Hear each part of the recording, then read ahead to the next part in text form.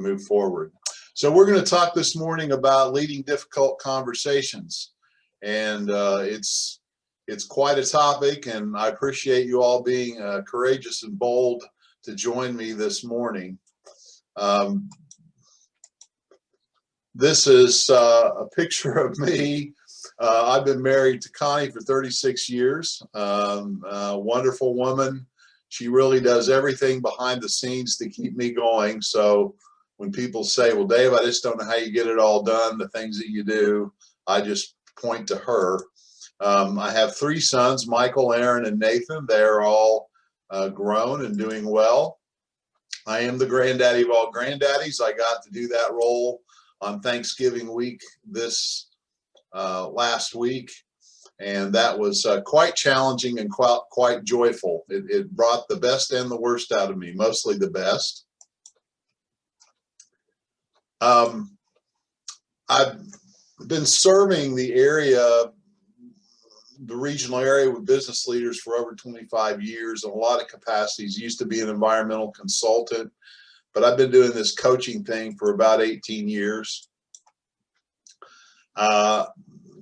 Business life coach. People say, are you a business coach or are you a life coach? And I say, you know, I'm really kind of both. I think the best people make the best employees and the best leaders and the best business owners. I am a certified biblical counselor. I wanted to talk about that for a minute. At Wheelersburg Baptist Church for about the last 12 years, we've done biblical counseling training for area churches. We've probably served more than 50 or 60, somewhere about 50 to 60 churches. Different people come every winter for a 12-week course. So if you want some more information on that, please contact me. I'd love to talk to you about that. I'm actually the director of that program now, and I have a passion to help people, and that's what ties all this together. And we're going to talk about a very interesting and difficult topic for many people today. But before we do that, I want to do my rules of the game. If you really want to get the most out of a game, you got to play by the rules. And if you want to get the most out of this meeting with me this morning, you need to play by these rules. And so I'm going to ask for some agreements. The first one is that you just take a moment here, and for those of you that know me and have been around me, you know what I mean. I'm going to explain this for everybody else. I want you to have an owner mentality versus a victim mentality. What do we mean by that? Well, it means that you take ownership. It means that it's to be, it's up to me. I'm not going to blame other people for my problems. I'm not going to make excuses. Oh, Dave, I've got reasons. I've got reasons that I have trouble in my organization or in my team or in my family. Well, reasons become excuses when you make yourself a victim to those reasons. Reasons are realities. I don't think denial is the third part of being a victim. And I don't think we have to deny that we've got COVID. I don't think we have to deny that things are much different, that things are challenging. We're not talking about just having this la happy viewpoint where we just, you know, laugh and cavort and carry on and ignore things. But the question of the owner is, so what am I going to do about it? What are you going to do about it? Are we going to be a victim to what goes on, or are we going to own it? Are we going to lead it? Are we going to do something about it? I'm about teaching people how to be owners. That means I'm going to participate 100%. So a question you might have this morning is, well, Dave, how can I participate well with this today? I think taking some notes would be good. Now, I wouldn't have your head down. In fact, at the end, we're going to offer the PowerPoint slides. All you have to do is just email me for a PDF copy of these slides. I'd be glad to send them. So you don't have to write down everything off the slides. We've got a lot of content today. I will send that to you. But when something impresses you, or something raises some curiosity, or something is really intrigued you and captured you, I think that's a good thing to make a note about. If you come across something where you might want to do something differently, or you might want to make a goal, or you might want to make a focus on something you know work on, it would be good to take a moment and write that down. And I'm going to give you some spots along the way to do that, and some moments to just take it in and digest. I know sometimes on these webinars, it's just you've got this constant flow of information. It's almost like a fire hydrant. It's overload. And I'm learning how to even slow this down and give people some chance. The third rule of the game here we've got is you need to get rid of what you know. I already know how to do these difficult conversations, or I know I can never do this, or whatever your I knows, your presumptions are, your beliefs are. I'm asking you not just to dump those out the window, but just to set them aside and just to be a little child today and be curious and have some fun. Fun, confrontational conversations, difficult conversations, fun. Well, let's modify fun a little bit here to mean we don't have to get depressed. We don't have to get down. We don't have to get overly stressed and tense about this. You can actually relax into this and be okay with it and really do a great job with it. You know, this world needs people nowadays that can have great conversations and really be kind and clear at the same time. So that's what we're going to talk about today. So where are we headed today? Well, I like to use this little formula in a lot of my teaching, a lot of my coaching, a lot of my help with people. It's just simple. I love simple. Now, things that are simple aren't always easy, but when you get that simplicity, it's like you can grab hold of it and you can do something with it. And so this little formula, be times do equals have. I want to have some kind of change. You wouldn't be taking your morning with me for this hour if you didn't want to have some kind of a change. Getting real clear on what you want to have is a real key to change. Often people are busy, trying to do things different, working like a hamster on caffeine, on the wheel, going round and round, just moving to and fro, trying their best, wearing themselves out. But they really don't have that focused direction, that clarity. So getting a clear picture today of what you want to have in terms of your ability to have difficult conversations. Do you have a vision of that? Do you have a picture of yourself doing well with that? What do you want that to look like in your organization, with your teenage kids, with your family, with your church, with your community organization? What do you want to have in terms of difficult conversations? What do you want that to look like? That's where you start with this formula, because until you know what you want to have, you don't know what you need to do. You don't know who you need to be. But once you know what you have, you can do that. And then the do. How do I actually do this, Dave? You got any practical advice? Yes. We're going to have that towards the end. I'm going to give you an actual outline on how to have a great, difficult conversation, how to do that as a leader. And then who do you need to be is the more important question, because who you are, who you would say I am, that I am statement is the be statement. Who you are being is what drives what you do, and it's what gets your results. So here are the 4 questions that we're going to answer today as we go forward. The first one is, why even have these difficult conversations? I'd rather just stay away from it, Dave. I'd rather just avoid it altogether. Well, we need to have these conversations. If you're going to lead an organization, if you're going to be successful, sometimes you're going to have difficult things to discuss with people. And how do you want those to go? What outcome do you want with those? We're going to take a moment here at the first part and talk about the have. And then on the B side, it's all about mindset. It's all about how you think. It's all about what's between your ears. It's about your attitude and your emotions and your feelings and how you show up and how you're present with people.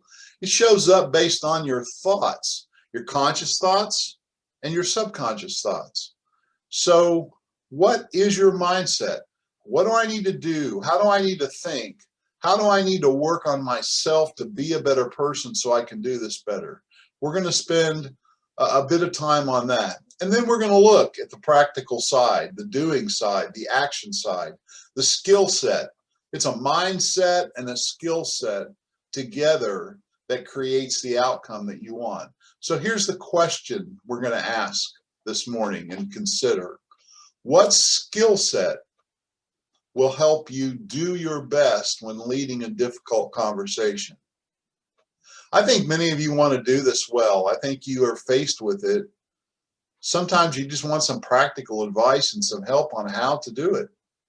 What do you need to do? What's a better way to do it? Maybe some of you are pretty good at this already. You just want some, maybe some help or some good ideas or some little pointers on how to be better and how to do better. You'll certainly get that today. I promise that.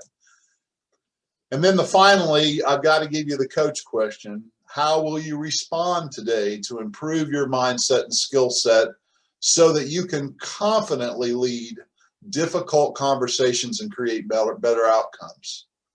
I'm really curious about how many of you will actually leave this today and do something about it. A lot of us read books, a lot of us read articles, a lot of us dabble around, but do we ever commit and really do it is the question. And those questions are going to guide our time together as we use the Be Do Have as our framework. And I'm ready to go. Hope you're ready. Let's jump into the first question. We're going to take a Stephen Covey habit. Hope you're familiar with the 7 Habits of Highly Effective People by Stephen Covey. It's a classic. And habit number 5, I believe, is let's begin with the end in mind. Actually, it's habit number 2. I got that wrong. Let's begin with the end in mind. That is the have. Of the be, do, have, we've got the have highlighted. We're going to talk about this. And we're going to specifically talk about that first question. Why do we even want to conduct difficult conversations? And what outcomes would you like to have? Well, let's talk first of all about what do we mean about a difficult conversation? What are some examples? I've written a few down here I'm going to read to you. Performance evaluations. I coach companies and organizations in how to do performance evaluations. Isn't that the most fun time of your year? At the end of the year or every quarter or every 6 months when all your employees get to sit down with their supervisors and find out how they're performing? If you're like most organizations, most people run from it like the plague, like the COVID.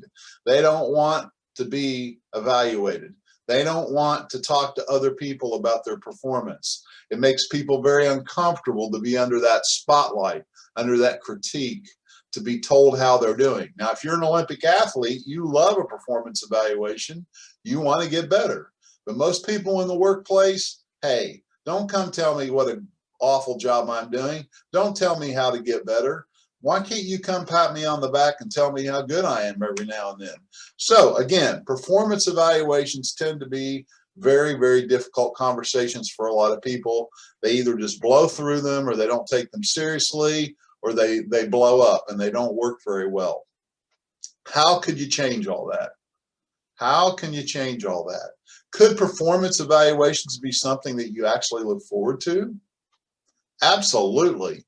You can reinvent these into something that are actually very enjoyable and something that people will love doing. It is possible.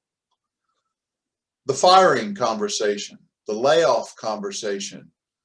I've had a downsize in my company and I have to let some people go. That's a difficult conversation to have. Is there a better way to have it? Absolutely. A lot of changes are coming to the organization, a lot of changes of position. Maybe a new technology, maybe a new computer program, maybe a new system for your business. I have to sit down and tell people that we're going to change yet again. We had everything set, and now we're going to change it all again. That's a difficult conversation. Another example is conflict. You know, our business would be great if we just didn't have people, right? The fact is if you're a leader and an owner of a business, people are your resource. They are your ability to get things done. And people don't always get along. People get into drama. They get into fights. We can wish that it isn't there. We could be in denial, but if we're going to own it, if we're going to be that owner, then as a business leader and a business manager and supervisor, you sometimes get the opportunity to do conflict management. That is a difficult conversation. Do you dread that? Do you not look forward to that? Do you worry about that? Does that keep you up at night? Does that keep you from sleeping well the night before you have to have one of those conversations? I want to help you get rid of that. I want to help you embrace this and say, as a good leader, as a strong leader, I'm great at difficult conversations. Folks, your people need you. This world needs you.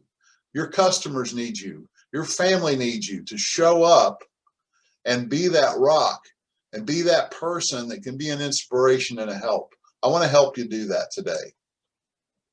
So why even conduct difficult conversations? Well, frankly, a difficult conversation usually surrounds a problem that needs to be solved. Sometimes you're going to have difficult conversations to address issues. If you don't have these, well, why do people avoid difficult conversations, and what happens when leaders avoid them? What happens is problems don't get solved. Drama increases. People without communication start to have stories in their head. They're usually not good stories. Everything gets funky because you as a leader or as a supervisor or as a manager or as a parent or as a father or a mother or as a leader in a church are not stepping up to address the issues. Folks, I know it's not comfortable. I know it isn't. I do difficult conversations as a living. I don't want it to ever to become just so easy that I don't have any feeling that this is going to be uncomfortable. But folks, where would we be if we didn't make comfort our goal? Where would we be if we really grew up and started to say it's not so bad, that we can really handle this? People avoid difficult conversations because they don't want to make it worse. They don't really know how to do this well, so they just avoid it. Or they don't want to look like a jerk. There's a lot of people that have a lot of people pleasing in them. They don't want to look bad to other people. And if I'm the one precipitating this conversation or leading it, I might look really bad. Or frankly, if you have a low tolerance and you lose your temper easy, you might actually be a jerk. Nobody wants to lose it. Folks, it's time to be something more so you can lead. And I want to help you with that. I don't want to beat you up over that. These are all things that we all struggle with, that we all need help with. Sometimes you just need to know how to handle it. How do I do it, Dave? How do I plan it? We're going to talk about all that. Sometimes, where do you ever learn this stuff? You don't learn it at college typically. You certainly don't learn it at home very much anymore, or in organizations. It seems that this idea of conversation and human relationship is a lost art. I want to help you with that today. What is the foundation? This is such a key question. We're talking about what we want to have. What is the foundation to leading an effective, difficult conversation? I'm going to give you one word. It's the word trust. Trust. Do your people trust you? Does your team trust you? How do you build trust in your team? We're going to talk more about that, but that is the foundation for having a great, difficult conversation. You have a connection. You've earned the right with that person. So this is a key question. I'm coming right back to it again. This is something you might want to write down on that note, those notes you're taking. What outcome would you like to have in terms of these conversations and how they go? Who would you like to be? What would you like to know how to do? And what would you like to have as a result? I want you to you find what you look for. You find what you look for. Most people look for a nightmare. Most people look for a stressful conversation. Most people are expecting something very negative about this stuff.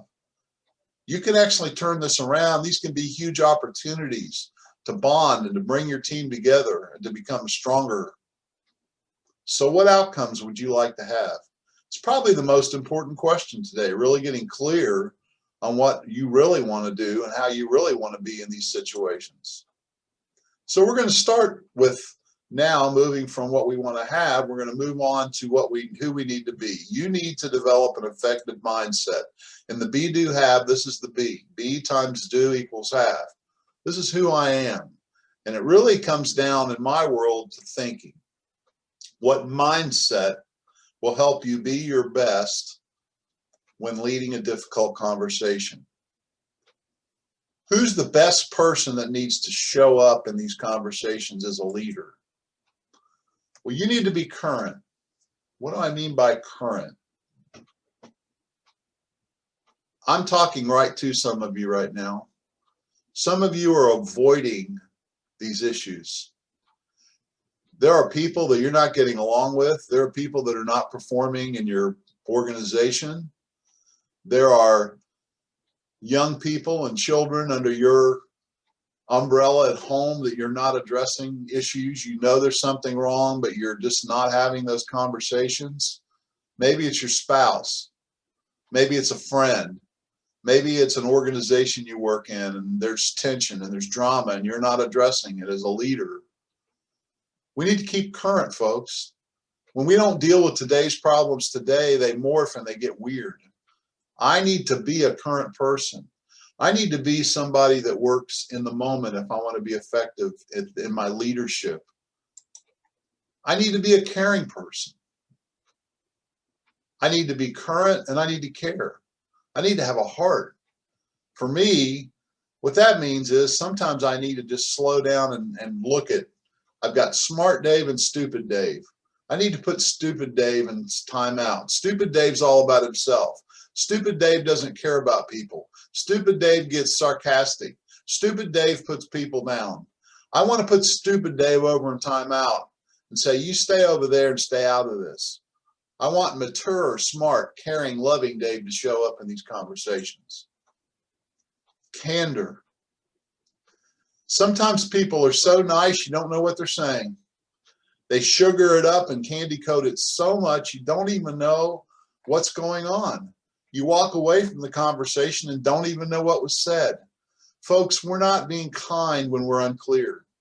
When we muddle things up to just make it so palatable and tolerable that we don't even understand what's going on. I'm not saying you need to be mean. I'm not saying you need to run over people with a bulldozer, but we need to learn to speak clearly and directly to people as adults. Connected.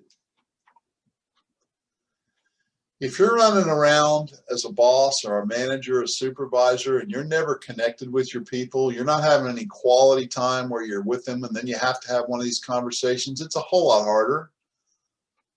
Stephen Covey, in his 7 Habits, I just love the book. He talks about the emotional bank account. You wouldn't go to the bank and try to take money out unless you put a deposit in first. Yet we go to people and have these difficult conversations, which is a withdrawal from them, but we've not really put anything in. I'm telling you to own it. I'm going back to that owner victim. Own it and start to make deposits into your people. Encourage them. Be connected with them. Be real with them. And then you'll have that bank account where you can go have one of these conversations and it can go well. Calm. When the drama's high, the communication's low. All of us need to work on ourselves here. We need to learn to be calmer. You know, there's something out there called the discipline or the idea or the concept of emotional intelligence. I really like it. There are 5 pillars to emotional intelligence: self-awareness, self-management, motivation, empathy, and social skill. It's just another package for what I've been doing for 17 years, helping people be better people so they can be better leaders. Calmness comes from a calm mind. How are you spending your mornings? How are you preparing for things? You need to let your mind settle. It's kind of like one of those snow globes where you shake it. You got all this stuff swirling. A calm mindset will help these difficult conversations go better. You as the leader set the tone. You bring the calmness. And then confidential. This goes back to that trust issue. Is somebody going to be vulnerable and open and honest with you? And folks, they need to be. If you want to have a great, difficult conversation, you need to listen and you need to understand their point of view, and they need to know they're understood. They're not going to be open and honest with you if they don't believe it's going to stay there. They think you're going to go out and talk about them inappropriately to other people and break the confidence. People won't open up to you. This is all about who you're being. Man, Dave, this is rough. I'm having to look in the mirror and saying, if my difficult conversations aren't going so well, maybe it's because I'm not showing up the best I can be. Folks, one finger at you, three fingers back at me. How do I show up as a coach? Do I stay current with my customers? Do I care about them? Do I speak clearly with candor? Am I connected with them? Am I calm in my demeanor? Do I lower the temperature? Am I confidential? Do I keep things? This is just great. This is a great lesson today that helps with difficult conversations, that helps with all of our relationships and leadership. So that's the B. Just want to give you a moment to take some notes, take a look at those words, some thoughts that you may have from this. I don't want to just blow past this. Maybe I would look at those 6 words and say, which of those do I need to work on? How would I rate myself on a scale of 1 to 10 on each of those? How current am I? How caring am I? How clear am I in my explanations and in my conversations? How connected am I with people? How calm am I when I'm sharing? How confidential am I? That's a good checklist. It's a good evaluation for you. Patrick Lencioni is a great author. You can Google him and his books are great. He made this statement: when there is trust, conflict becomes nothing but the pursuit of truth and an attempt to find the best possible answer.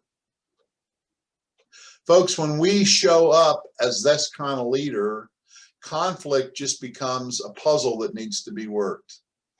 Difficult conversations become something that actually bring with them an opportunity on the other side of the conversation. If you avoid these conversations, you're avoiding opportunity, you're avoiding resolution. And when you have trust in an organization, and when you as a leader engender trust in an organization, you can find great answers. Let's move on to the do. We need to learn an effective skill set. We need to learn to know what to do. The be, do, have. I need to be this person that we just talked about. What am I going to do as that person to have this result? What skill set will help you do your best when leading a difficult conversation? Asking questions and listening to understand. I'm going to suggest that in a difficult conversation, you don't really need to do most of the talking. You need to do most of the listening. I'm going to suggest that you really need to start to understand, once you all know what you're talking about, listening first. You get to go first as a leader in listening. Not to reply, not to fix it, not to get it over with, but to really understand the other person. Well, Dave, they don't really talk to me. You've got to work on your questions. Good open-ended questions. True, sincere, curious questions that open up people to talk to you. Then, these are skill sets, folks. These are things that you don't just get naturally. Some people are a little naturally better than others, but you need to practice these. These are workouts.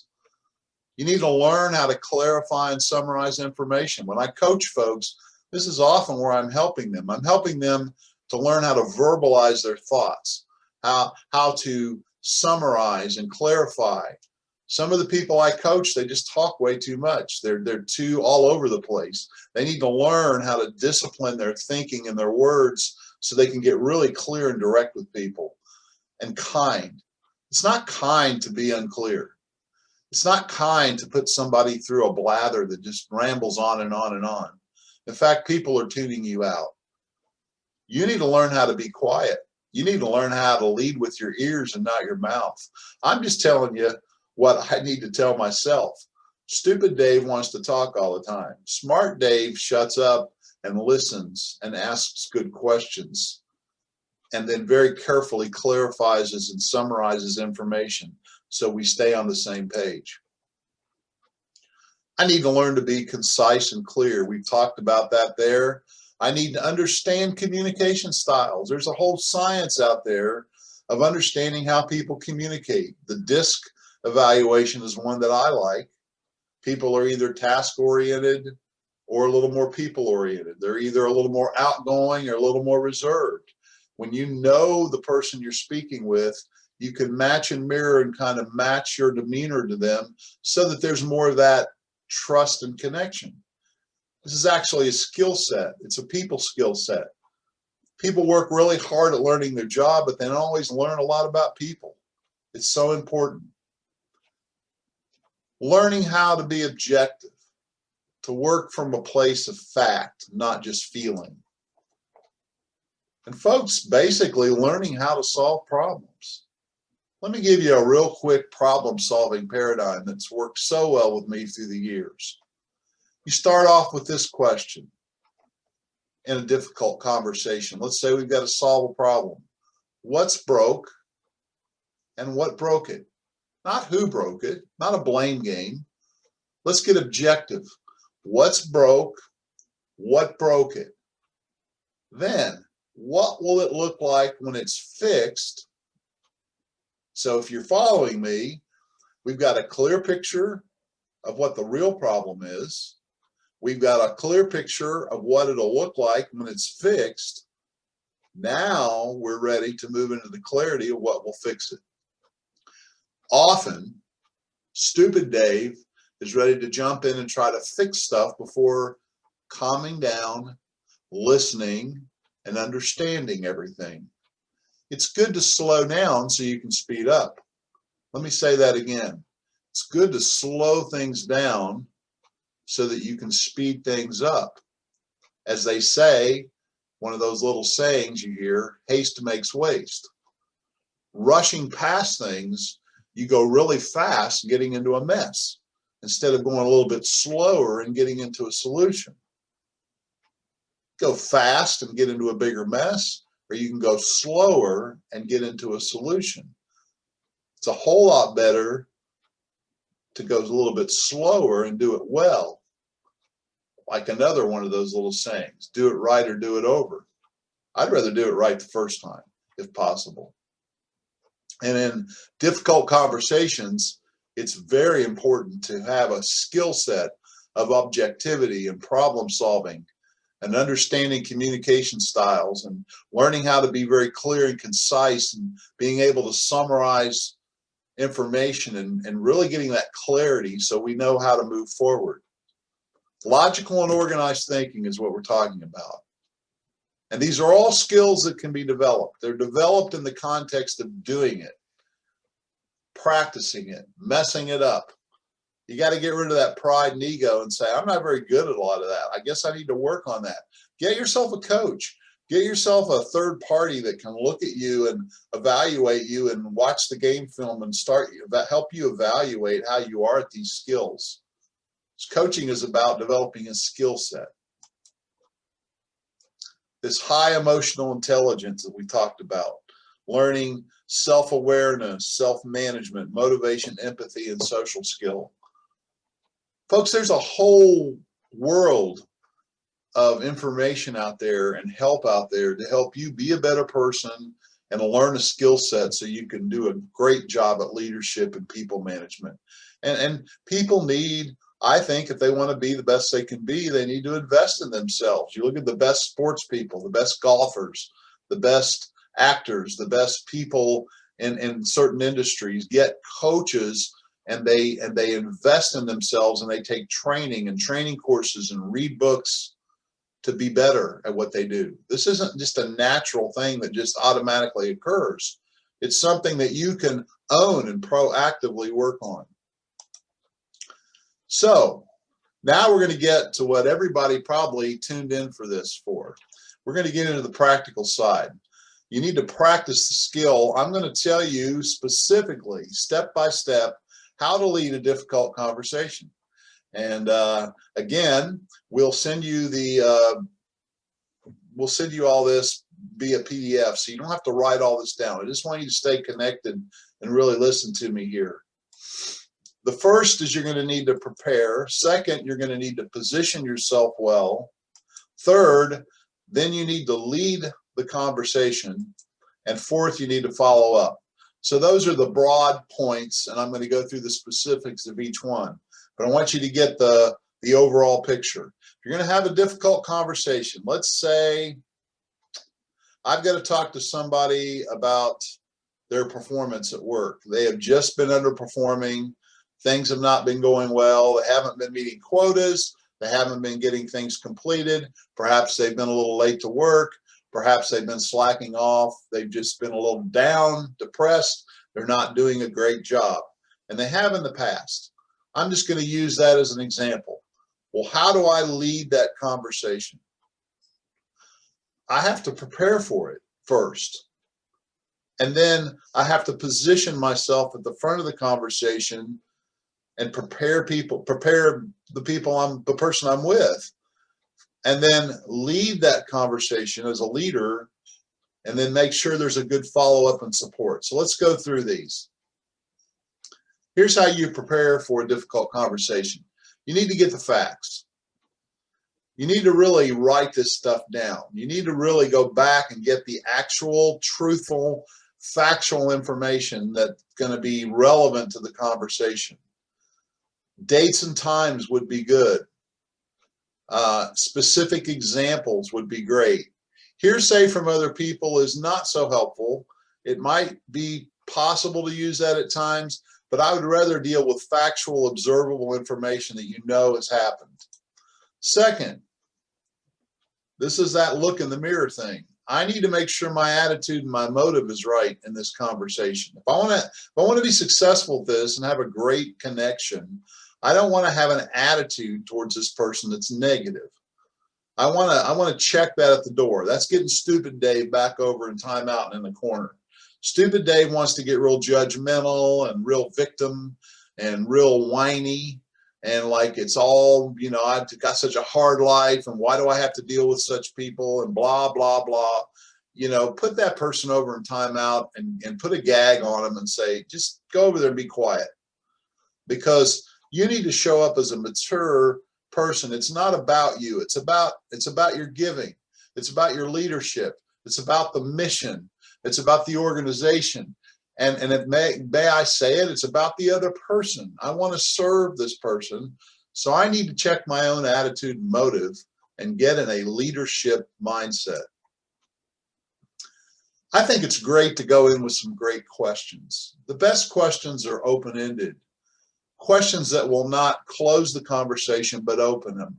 How, what, where, when, why questions are good open-ended questions. And you going in as a real curious person to really truly understand the situation from their perspective.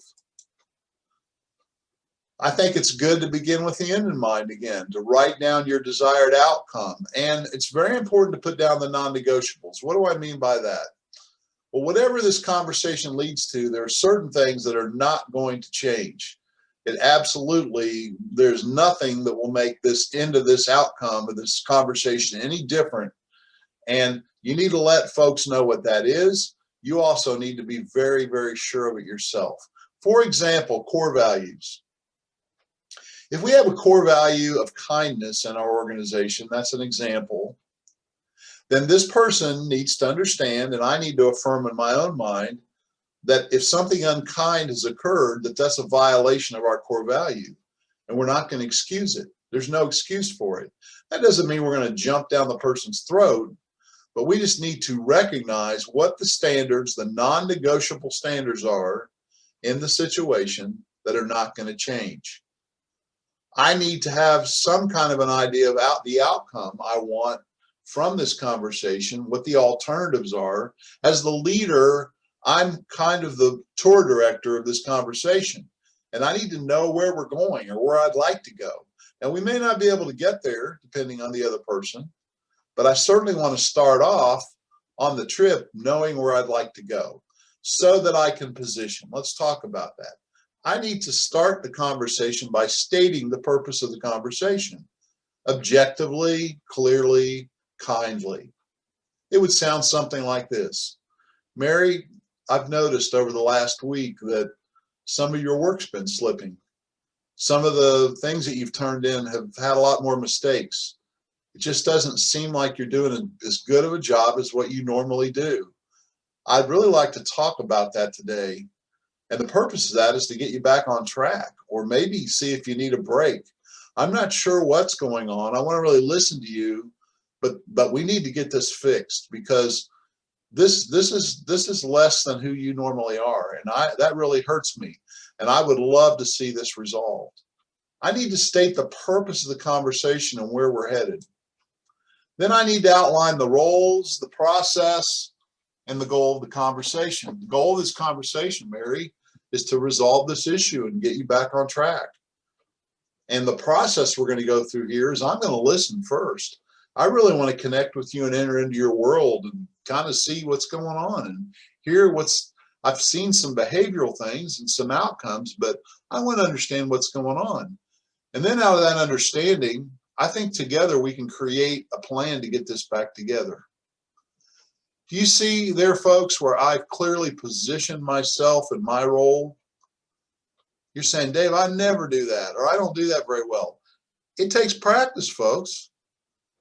And at first, it's going to be a little bit mechanical, because if you don't normally do it, it's like riding a bike. The first time you ride a bike, you're a little wobbly. The first time you do a conversation, sometimes you have to follow the points. This is a skill that you learn and get competent at. Then, this is so important. If you really want to maintain that trust and you want to maintain that connection, gain the permission to proceed and ask for full participation. So, Mary, if that's okay with you, we've got about 45 minutes here. I'd like to proceed with that and work on this together. Is that okay with you? That's it. So you prepare for the conversation, and then you enter that conversation positioning who you are, who they are, what the purpose of the conversation is, the desired outcome, and then you get permission and you get connection. And again, you're doing this very calmly, very gently. I'm talking about the ideal here, folks. You gotta have a picture of what you need to be. You may not be there yet, but you can work on this. Then you're going to lead the conversation this way. You're going to ask questions. Remember, you prepared some of those questions, and then you're going to listen. Listen. Listen. Listening means you're not talking. Not out here, not up here. Not in your head, not out here. You're actually being quiet and still and calm and connecting and listening. It's so hard. It's a practice. It's a discipline. It's something you need to really, if you do anything, if you get anything else out of this today, the next conversation you have with somebody, really listen to them. I mean, really listen. Not to fix it, not to figure out what you're going to say next, not to figure out how you're going to defend things, how you're going to go on trial with the person, just to understand them. And then as you hear their response to a question, reflect on the response and clarify it. That's that clarification skill. Summarize it and ask them if you've got it right or if they need to edit it or fix it. Once that person knows that they've truly been understood and heard, we've got a foundation to do some pretty amazing things. But I find leaders, and I find myself doing the same thing in my coaching, rushing through things at times and not slowing down to really do this first step well. Then, and only then, is it time for you to present your thoughts and get a validation that they understand what you're saying. You're basically just summarizing the purpose for the conversation and the outcome you'd like. Maybe some ideas that you have about it, but you seek first to understand and then be understood. The order is really critical here. As a leader, you get to listen first. Then we move to the problem solving and the agreements. And we create these beautiful agreements, an action plan to resolve the issue. Dave, what if I'm firing somebody? Well, the resolution is, if they're a good person, it's not an adversarial firing, which I would hope that we would have few of those. I may be trying to help the person get another job somewhere, or I may be helping them get a severance that's decent, or we're trying to make this an agreeable departure, if at all possible. Sometimes things like that aren't possible, but I would hope that most of your difficult conversations don't end in disaster or end in all this high drama. Then, finally, you validate the agreements that you just made and the commitments out of those agreements, and you, as the leader, pull out the calendar and schedule the follow-up. One thing I hear all the time from people, that's where I mess up, Dave. I don't follow up. Well, it's because you're not scheduling it. If it's important to you, you'll spend money on it and you'll schedule it. That's what I've always been told. You'll spend money, you'll invest money in it, and you'll schedule it. If your marriage is important, you'll invest money and you'll schedule time with that special person. If your children are important, you'll put the money out and you'll put your heart out. You'll give them your time. Folks, that's how you spell love, is T-I-M-E. It's a 4-letter word, T-I-M-E. That's how you spell it. And I'm saying, if you care about this person and you care about the outcome, you will follow up. And that's where you provide support, redirection, and further information and interaction to assure the fulfillment of the agreement. So I want to take just a moment and just do a very quick run through of this again. You prepare for the conversation. You get the facts, you get your attitude right, you get the best questions, you make sure I understand where we're headed and what we're not going to negotiate, what's not going to change. Then I go into that and I position the conversation as the leader. I give directions and explain how we're going to do this together. I get permission to do that. Then I ask questions, I listen, I clarify, then I provide my side, make sure they understand, and out of that understanding, we create an agreement to fix the issue, to resolve the issue, to work through the difficulty, and establish a follow-up. There it is. That's the how-to. And love to talk to you more about that one-on-one. So here's where we're going to bring it together. How are you going to respond to all this? Most important point of the day is, what are you going to do about this? I hope you got a lot of good ideas. I hope you got a lot of good thoughts and tools. Here's the question: what actions will you take today to improve your mindset and your skill set so that you can confidently lead difficult conversations and create better outcomes? Here's the little worksheet. I'm going to give it to you right now. I would suggest that you write down, when you finish this little time when we hang up here in a minute, write down the outcome you'd like to get from today. How would I like things to change? And specifically, how am I going to work on my thinking? And how am I going to work on my skill set? Folks, there's the plan right there so that you can have that better outcome. Jim Rohn, business philosopher, great guy, says, don't wish it were easier, wish you were better. It's one of those little coaching phrases. Let's not try to work on everything out here. Let's work on what's in here. This is what I have the influence and the most control over, is myself. How can I be better at this? And how can I learn how to do this better? And you need to put together a plan. And you could just start with the points from today. You could look at that little process I gave you and say, next time I have a conversation, I'm going to follow that and practice that. It's what you do out of today that matters. It's great to learn things, But I'm not about information. I've given you a lot of information today, but it's about transformation. It's about you changing, and change occurs in action. So that's my sermon for you there. I've got 3 great offers today. This sounds like the infomercial sales pitch, but wait, there's more. But the first 2 are free of charge. The first one is you email me, I'll send you a PDF copy of the PowerPoint. I'll just email it to you, attach it to the email. Second, I'm going to put together a set of articles that I've written over the last several years on communication. I'm going to put together a nice little package there. And if you want that package, you email me and I'll attach that to the email as well. And third, typical coaching session with me is about $350.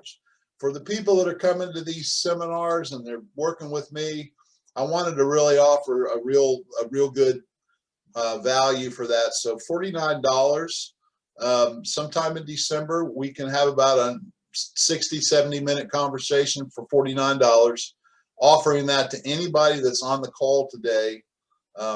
Just email me and request that, and we'll get that set up. So those are my 3 offers today. Other things, we've got some more free events. My intention next year is to do 1 a month, start in January. We got great sponsors.